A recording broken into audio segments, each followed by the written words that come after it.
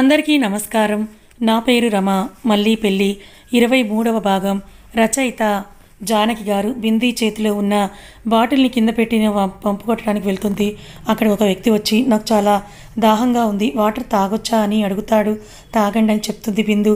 ఆ వ్యక్తి నీళ్లు తాగుతూ బిందు వైపు అలా చూస్తూ, ఎంత అందంగా ఉంది ఈ అమ్మాయి, ఈ ఊరైనా పల్లెటూరు అమ్మాయిలు చాలా అందంగా ఉంటారంటే ఏంటో అనుకున్నా, ఇంత అందంగా ఉంటుందని అస్సలు అనుకోలేదు.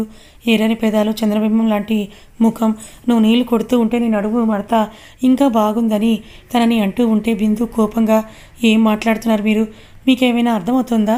మంచినీళ్ళు తాగడానికి వచ్చిన వాళ్ళు మంచినీళ్ళు తాగి వెళ్ళండి. తను తాగడని తెలుసుకొని బిందు ఇతను తాగిన మత్తులో ఉన్నాడా ఏంటి, ఎందుకు వచ్చిందనుకొని ఆ పక్కన బాటిల్ తీసుకొని వెళ్తూ ఉంటే బిందు చేయి పట్టుకొని, నువ్వు చాలా అందంగా ఉన్నావు, నిన్ను ఇంకేదో చెయ్యాలని అనిపిస్తోందని అంటాడు. బిందు కోపంతో అతను చెంప పగలు కొడుతుంది. ఏయ్, నన్ను కొడతావా? నా చెయ్యి వదలకపోతే నీ ప్రాణం తీసేస్తాను. ఆడపిల్ల ఒంటరిగా ఉంటే చాలు, ఎలా కనిపిస్తున్నారా మీకు?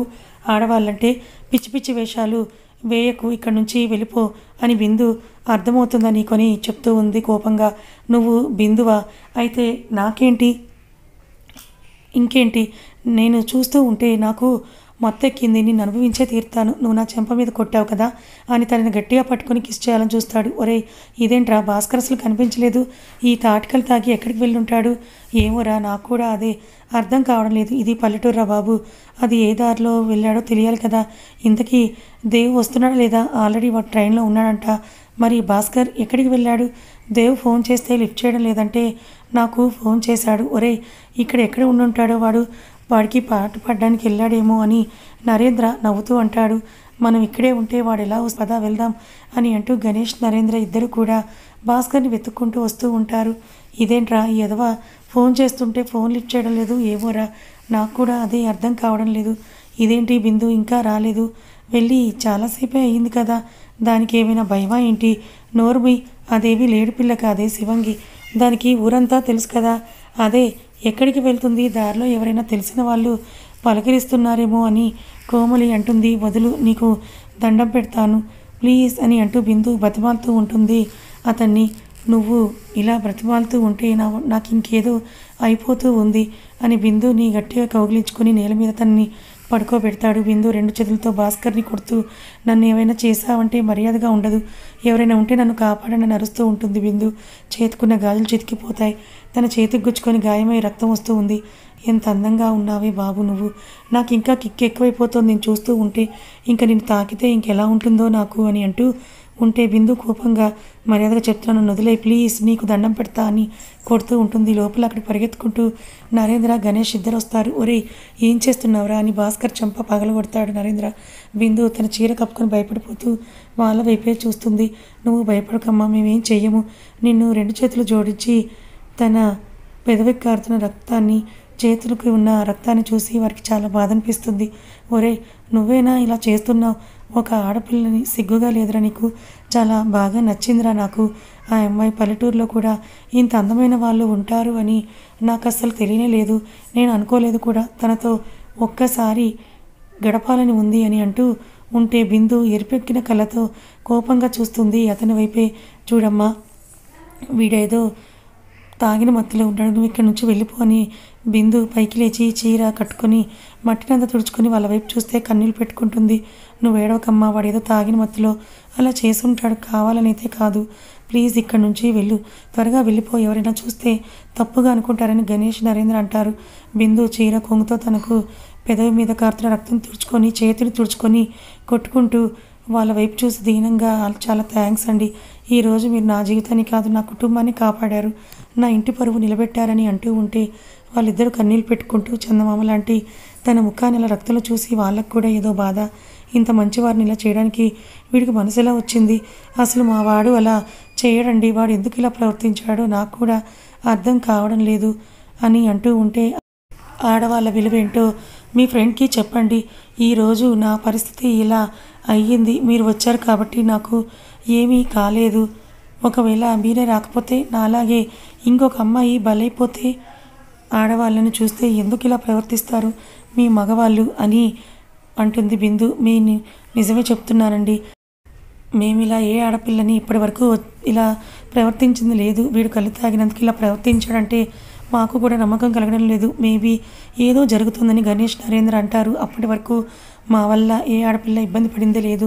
మేము చాలాసార్లు ముందు తాగాం, కానీ వీడు ఇలా ఎందుకు ప్రవర్తించాడో అంటే అదే నమ్మకం కలగడం లేదు.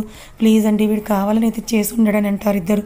బిందు ఏం మాట్లాడాలో అర్థం కాక అక్కడి నుంచి వెళ్ళిపోతుంది. ఒరేయ్, తను వెళ్ళిపోతుందిరా, పట్టుకోండి, మన ముగ్గురం కూడా అనుభవిద్దామని భాస్కర్ అంటూ ఉంటే వీడికి ఏదో జరిగిందిరా, అందుకే ఇలా ప్రవర్తిస్తున్నాడు. ఒరేయ్, దేవ్ ఫోన్ చేస్తున్నాడు, ముందు లిఫ్ట్ చేయని నరేంద్ర అంటాడు. చేస్తున్నాను. హలో దేవ్. అమ్మయ్య, ఇప్పటికైనా సిగ్నల్ దొరికిందిరా. నా ఫోన్ అసలు సిగ్నలే రావడం లేదు. అవునా, నువ్వు ఎక్కడున్నావు? ఆల్రెడీ మీ ఊర్లో బస్సులో దిగానురా. ఇప్పుడే మీరు వస్తానని రాలేదేంటి? నేను ఇప్పుడు ఎక్కడికి వెళ్ళాలి అని అంటాడు. ఒరేయ్, మాది పక్క ఊరు, మేము బైక్ వేసుకొని ఇప్పుడే వస్తున్నాం. నువ్వు ఎక్కడ ఉన్నావు అక్కడే ఉండు అని అంటాడు గణేష్. సరేరా, నేను ఇక్కడ ఒక గట్టు ఉంది, ఆ గట్టు మీదనే కూర్చొని ఉన్నాను, మీరు త్వరగా రండి అని అంటాడు దేవ్. సరే సరే, మేము బయలుదేరి వస్తున్నాము అని ఫోన్ పెట్టేస్తాడు గణేష్. ఒరేయ్, మరి వీడు ముందు మా ఇంటికి తీసుకొని వెళ్దాంరా, వీడిని అక్కడ పడుకోబెట్టి అప్పుడు దేవ్ దగ్గరికి నేను వెళ్తాను, వీడిని చూస్తూ ఉండు, ఇంట్లో ఎవరికైనా తెలిస్తే బాగోదు కదా అని అంటాడు గణేష్. సరేలేరా, నేను చూసుకుంటాను, పదా వెళ్దాం ఇక్కడ నుంచి అని అంటారు నరేంద్ర. ఝాన్సీ, కోమలి పరిగెత్తుకుంటూ వచ్చి బిందు ఏమైంది, ఏంటి ముఖం అంతా అలాగుందని కంగారుగా అడుగుతారు. నాకేం కాలేదు, ముందు ఇక్కడి నుంచి త్వరగా వెళ్ళిపోతే ఇంటికి అంటుంది. ఏమైంది, మంచినీళ్ళు తీసుకురావడానికి బాటిల్ పట్టుకుని వెళ్ళావు కదా, మరి ఆ బాటిల్ ఏది తీసుకొని రాలేదు, పైగా నీ చీర, నీ అవతారం చూస్తుంటే ప్లీజ్ నన్ను ఇప్పుడు ఏం అడగండి అని అంటూ కన్నీరు పెట్టుకుంటుంది బిందు. బిందు వైపు చూస్తూ గౌతమ్, అమ్మ నీకేమైంది, ఎందుకలా ఉన్నావు అని భయంగా అడుగుతాడు. గౌతమ్ని కౌగిలించుకొని ఏడుస్తూ నాకేం కాలేదు నాన్న, వస్తూ ఉంటే గట్టు తగిలి పడిపోయాను, అందుకే దెబ్బలు తగిలి ఇలా ఉన్నాను, నువ్వు భయపడకని చెప్తుంది. తను చెప్పిన మాటలు వాళ్ళకి నమ్మకం కలగక ఒకరి ముఖాలు ఒకరు చూసుకుంటూ ఉంటారు. ఇప్పుడు తనని ఏం అడగొద్దని, తను ఎందుకు ఇలా భయపడుతుందో, ఏం జరిగిందో అని ఝాన్సీ కోమలితో అంటుంది. ఇంటి ఇక్కడే ఉన్నారేంటి, రండి ఇంటికి వెళ్దాం అని అంటుంది బిందు. సరే పద అని అంటూ గౌతమ్ని కోమలి ఎత్తుకొని అక్కడి నుంచి ఇంటికి వచ్చేస్తారు. బిందు ఇంటికి రాగానే పరిగెత్తుకుంటూ తన రూమ్లోకి వెళ్ళిపోతుంది ఏడుస్తూ. తన తలుపుకు గడియ పెట్టుకొని బాత్రూంలోకి వెళ్ళి స్నానం చేసి ఒళ్ళంతా రుద్దుకుంటూ ఏడుస్తూ, ఒక క్షణం వాళ్ళు రాకపోతే నా జీవితం ఏమైపోయేదో, మళ్ళీ నేను నా వాసుకి ముఖం చూపించగలనా, ఫస్ట్ టైం నాకు జీవితం మీద భయం కలుగుతోంది, ఇలాంటి వారి గురించి వినడమే తప్ప ఇప్పుడు కల్లారా చూశాను అని రెండు చేతులు నోటికి అడ్డు పెట్టుకొని గోడకి జారపడి ఏడుస్తోంది. అప్పుడే వచ్చేసారా అమ్మ? ఇప్పుడే వచ్చాం, మరి బిందు ఏది అని సత్యవతి అడుగుతుంది. తనకు తలనొప్పిగా ఉందంట, రూమ్లోకి వెళ్ళింది. అవునా, సరే అయితే మీరు కాలు చేతులు కడుక్కోనండి, భోజనం చెదురు కానీ అని చెప్తుంది సత్యవతి. ఏంట్రా మీరు అంటుంది. వీడు చేసిన ఏదో పనికి ఆ అమ్మాయి చాలా భయపడిపోయిందిరా, మాకు చాలా బాధ అనిపించిందని అంటూ ఉంటే దేవ్ కోపంగా భాస్కర్ చెంప పగలగొడతాడు. ఒక ఆడపిల్లని ఇలా చేయడానికి నీ సిగ్గు లేదా అని అంటాడు. ఒరేయ్, నేను కావాలని చేయలేదురా, అనుకోకుండా అలా జరిగిపోయిందని భాస్కర్ అంటూ ఉంటే మాట్లాడి వెంటే చంపేస్తాను, పిచ్చి పిచ్చి వేషాలు వేస్తున్నావా, పల్లెటూరు వచ్చి అసలు మనం ఎప్పుడైనా ఏ ఆడపిల్ల జోలికైనా వెళ్ళామా, కొత్తగా ఏంటి నీకు ఈ ఆలోచనలు అని అడుగుతాడు దేవ్. అయినా కళ్ళు మేము కూడా తాగాము కదరా, మరి మాకేమీ అవ్వలేదు, మేము బాగానే ఉన్నాం కదా, మరి నువ్వు ఎందుకు ఇలా అయిపోయావు అని అడుగుతాడు నరేంద్ర. అది అని తను తడబడుతూ ఉంటుంది. దేవ్ భాస్కర్ కారు పట్టుకొని పైకి లేపి అసలు ఏం జరుగుతోందిరా, నిజం చెప్పు, లేదంటే మర్యాదగా ఉండదు అని అంటాడు కోపంగా. ఈ లోపల సోనాల్ నుంచి ఫోన్ వస్తుంది భాస్కర్కి. దేవ్ ఫోన్ లిఫ్ట్ చేసి నువ్వు మాట్లాడు, ఇప్పుడు నేను మాట్లాడలేనురా అని సైగ చేస్తే చంపేస్తాను నా కొడక, సోనాలితో మాట్లాడతావా లేదా అని కోపంగా అడిగితే భాస్కర్ భయంతో ఫోన్ తీసుకొని చెప్పు సోనాలి అంటాడు. నేను ఇచ్చిన డ్రగ్స్ అయిపోయిందా ఇంకా ఉందా అని అడుగుతుంది. అక్కడున్న వాళ్ళు ముగ్గురు ఆశ్చర్యపోతూ ఏంటి వీడు డ్రగ్స్ వాడుతున్నాడా అని ఆశ్చర్యపోతారు. భయంతో భాస్కర్, సోనాలి నేను తర్వాత మాట్లాడతాము, ఏమైందో వాళ్ళు అడుగుతున్నారు, కావాలంటే చెప్పు, మళ్ళీ తర్వాత అడిగితే నా దగ్గర ఉండదు, ఆ తర్వాత నీ ఇష్టం అని అంటుంది. అది అని చెప్పే లోపలే దేవ్ భాస్కర్ చేతిలో నుంచి ఫోన్ తీసుకొని నువ్వు డ్రగ్స్ కూడా వ్యాపారం చేస్తున్నావా తల్లి అని అంటాడు కోపంగా. భయంతో సోనాలి నువ్వేంటి, నేనేంటో తర్వాత చెప్తాను, నీ వీధిలోకి లాగుదాం అనుకుంటున్నావా, డ్రగ్స్ కూడా వాడుతున్నావా, మరేం చేయమంటావు, నువ్వు పదే పదే గుర్తుకొస్తున్నావు, నీ జ్ఞాపకాలు నన్ను వేధిస్తూ ఉన్నాయి, వాటి నుంచి బయటపడడం కోసమే నేను డ్రగ్స్ అలవాటు చేసుకున్నా. నేనంటే నీకు ఇష్టం లేదు కదా, నేనేమైపోతే నీకెందుకని అంటుంది సోనాలి. నువ్వు పిచ్చి పిచ్చిగా మాట్లాడావంటే మర్యాదగా ఉండదు. నేను దక్కలేదని డ్రగ్స్ వాడతావా?